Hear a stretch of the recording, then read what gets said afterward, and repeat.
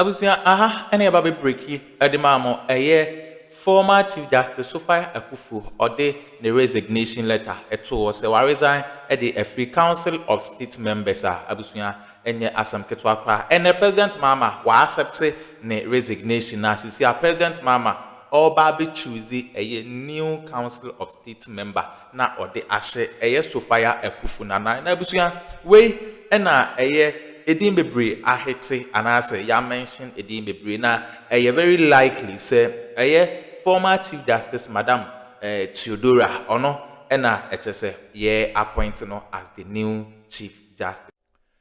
New Chief Justice Madam Theodora Wood. Na one thing ade ba ko a esre ewo mu say former Chief Justice Torkonoo ye mention ni din ewo. Right now maami a friend Chief Justice Torkonoo President Mahama was snobbing no say ono yemfa no enka ho because of say yeji na edi free in position enka we think a big opportunity edema maami a friend Chief Justice former Chief Justice Torkonoo but right now President Mahama was snobbing no choose maami a friend no Theodora Wood mommy yanko na yanko nkotie ensem bia ekoso e political highway so unsubscribe ya subscribe na hit on the notification bell so na be any update be ebe drop no onso onsa ebe to me akabi bet answer na be kono Ghana has a open computer papa and a laptop papa na we use ya bura Prez computers and accessories ho and how benya laptop papa na chese we use the location and ya kwan o Kumasi Bukuma Estate a live number ya a good your screen is to 0247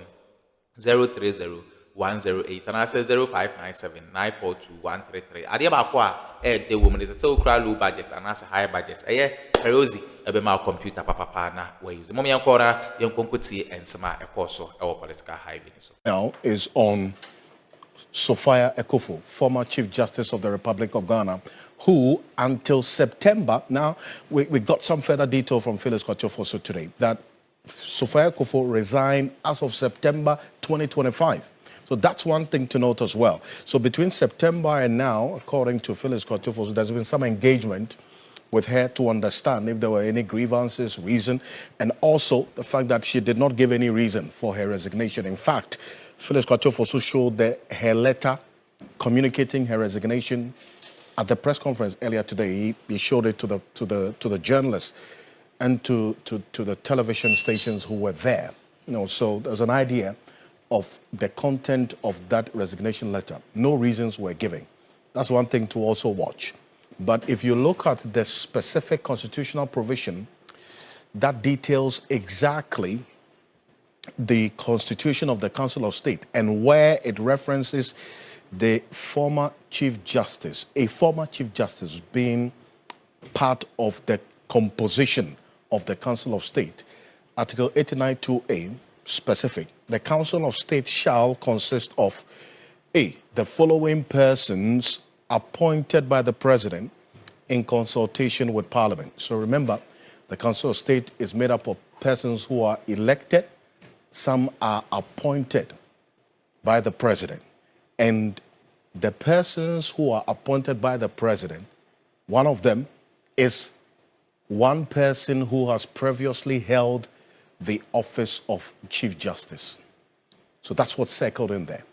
So that's the specific provision that relates to a Chief Justice, a former Chief Justice being part of the Council of State, appointed by the President in consultation with Parliament. So that's the process. So as we do know now, also one person who has previously held that office of Chief of Defense Staff of the Armed Forces of Ghana shall be appointed in consultation with Parliament. One person who has previously held the office of Inspector General of Police. So you better all in mind as well. So these are the two. When we talk about the processes regarding how the President appoints, in this instance, a former Chief Justice to be part of the Council of State. Article 89(2)(a) is specific, 2(a)(i) is specific to that particular provision. Now, so you bear in mind how many Chief Justices, surviving Chief Justices that we have as we speak, right? And I'm going to show you that in a bit. So stay with me closely. Now, because now, with the process that we're going to go into, the former Chief Justice Sophia Akuffo is effectively out of the options we're looking at when it comes to living and surviving former Chief Justices, because she has, in the previous instance, been selected by the President or appointed by the President. She has decided to resign. Now, who are the other surviving former Chief Justices that the President, John Dramani Mahama, can choose from? And bear in mind, Phyllis Kwachofo also says there's a process already to replace Sophia Akuffo, who served as Chief Justice from 2017 to 2019. Now, these are the other three left. There's Justice Georgina Theodora Wood. There's also Justice Kwesi Enini-Yeboah. And there is Justice Gertrude Araba Isabasaki Torkonoo. So these are the three surviving former Chief Justices of Ghana that the President, John Dramani Mahama, is mandated and expected and required by the Constitution to appoint any of these other persons except Justice Sophia Akuffo, who has resigned. So we're talking about Justice Theodora Wood, served 2007 to 2017, in fact, that 10-year period of her service, considered one of the longest in the Fourth Republic.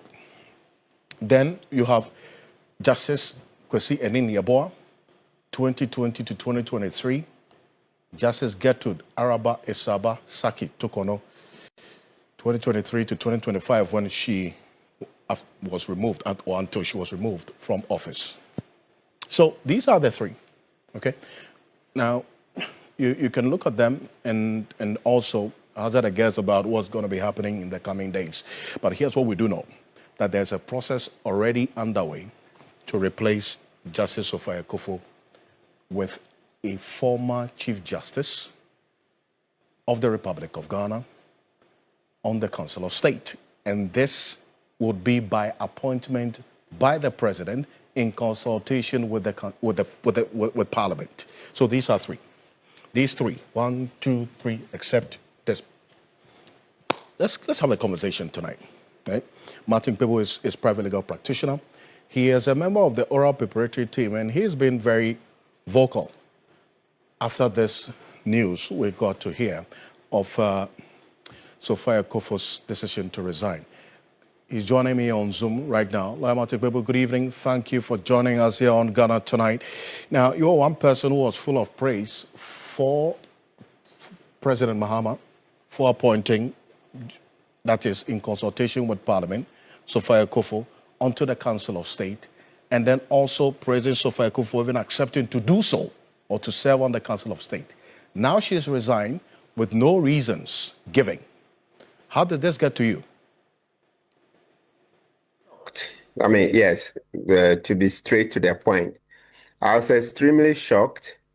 Shocked because, you know, we all thought that, with the addition of Sophia Akuffo to the Council of State, that had moved our democracy several notches higher. And so, and you know, those days I used to say that President Mahama will get brutal, frank, unalloyed, independent advice from her. Because we all know that Sophia Akuffo is related to Addo, so she doesn't need an MPP card to generally be seen as an MPP person. No, she doesn't need it. And she was made Chief Justice by Addo, so that also further, kind of helps to paint her as MPP, even though inwardly she may not be. I'm talking about optics, and a lot of the time, it's optics that determine a lot of things. It doesn't matter what may be the actual content. So, having been Chief Justice and being a relation to Addo of MPP, her addition as a Council of State member just took our democracy. I mean, it kind of blew our minds. A lot of us, it blew our minds. It was a masterstroke decision, right? Because you see how it was said that when you look at Article 89, it says a former Chief Justice. And in this case, we have as at the time JM took office, we are three, right? We have Georgina Wood, Sophia Akuffo, and then Eni Yebua, right? If you look at it to be very objective, I would have thought that um, if you wanted somebody who would be more diplomatic and not as strong as Sophia Akuffo, you'd have gone for Georgina Wood, right? We all, I mean, we know in Akufo-Addo's 8-year tenure, I didn't see Georgina Wood cause any controversy here and there. So anybody looking for a dove, so to speak, a peacemaker would not ruffle feathers that much, would have gone for Georgina Wood.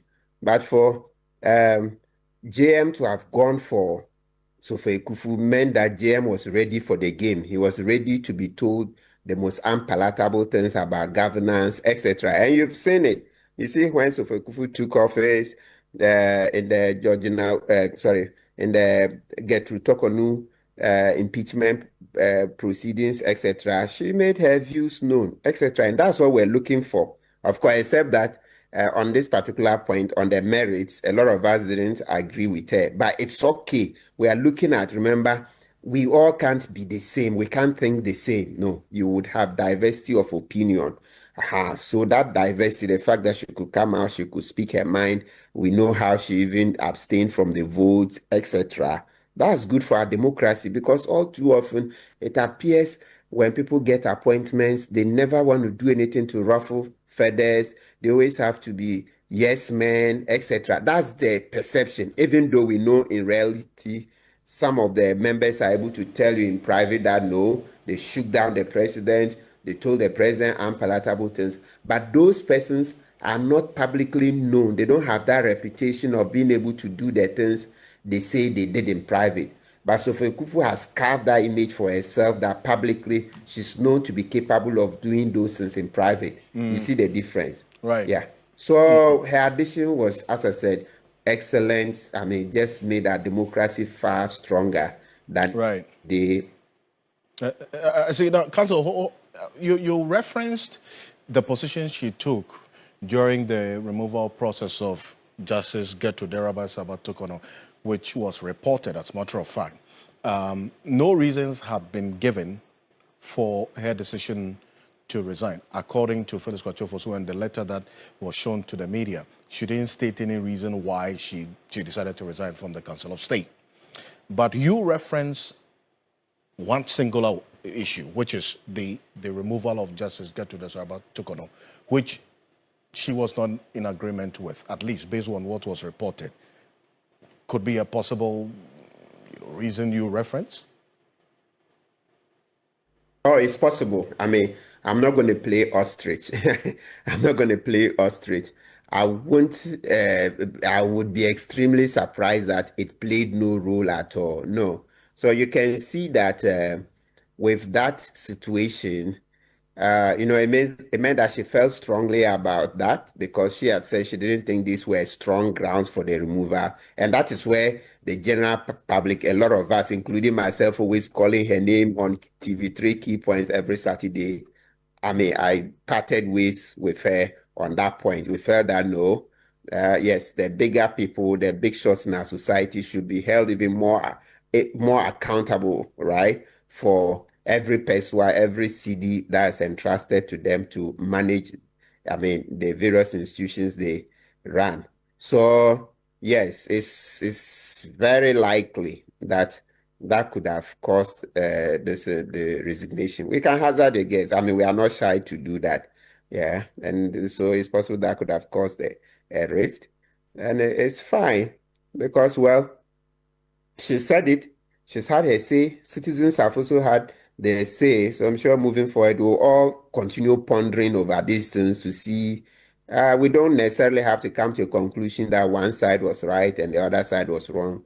But by all means, we'll ponder over these and see how to refine our processes and make the processes better in Right. future and also the grounds for removal better. So it's fine. I see. Now, you referenced briefly the surviving or living former Chief Justices and the constitutional provision, which is quite clear that the position should be occupied by a former Chief Justice. appointed by the president in consultation with Parliament. Now, Sophia Akuffo is out of the options of former Chief Justices that could be appointed to this position by the president. Now we have Justice Georgina Theodora Wood, Justice Eni Yeboah, and Justice Gertrude Araba-Esaba Torkonoo as the options available to the president in consultation with Parliament to appoint, to fill that vacancy that Justice Sophia Akuffo's resignation has created. From where you sit and from what you're seeing, which one of these three do you see possibly filling that vacancy? Oh, so that one to shooting straight, as I've mentioned, it looks like, you see, so Torkonoo, to be clear, Torkonoo is not in that category. I think because she was taken out of office, she won't qualify. That would be that would be turning the constitution on its head. A former Chief Justice in this category, no. So I even think that even because it's a dismissal, I think even when you go to the Supreme Court, former Chief Justices, did I hear something like they even take down the picture or something like that? Let's double check. I think there's something about that. Yeah, so this Torkonoo is not in the running. So you'll be left with Akuffo, sorry, I said it's not so for Akuffo. So you are left with Eni Yeboah and Georgina Wood. As I've already said, looking at Georgina Wood, from everything that generally we know about her stewardship of the judiciary and afterwards, etc., on the balance, Georgina Wood would easily make it ahead of Eni Yeboah. So Georgina Wood, look, let's be straight about this. I don't want to, it to be diplomatic. Straight off, you call Georgina Wood a dove, and you would call Eni Yeboah a hawk. I mean, that's it. There's no way, there's no two ways about it. Look, let me show you. When it came to the election petition, you see that Georgina Wood recused herself. That's one. All this while, let me mention this other very big point. Georgina Wood has a relationship with JM. Georgina Wood is a Sunday school teacher to JM. That's President Mahama. So they have a relationship. So that one comes first before the matter of Georgina Wood's in terms of stewardship of the judiciary and that. So you see that as Georgina Wood had a relationship with JM, etc., when it came to the election petition, I'm talking about the first one, election 2013. Yeah, I see that she recused herself. She didn't take part. So you see, I said, I mean, she didn't want to cause controversy, etc. She would shy away from that. We all know that where you would have Georgina Wood not shy away from controversy would be human rights.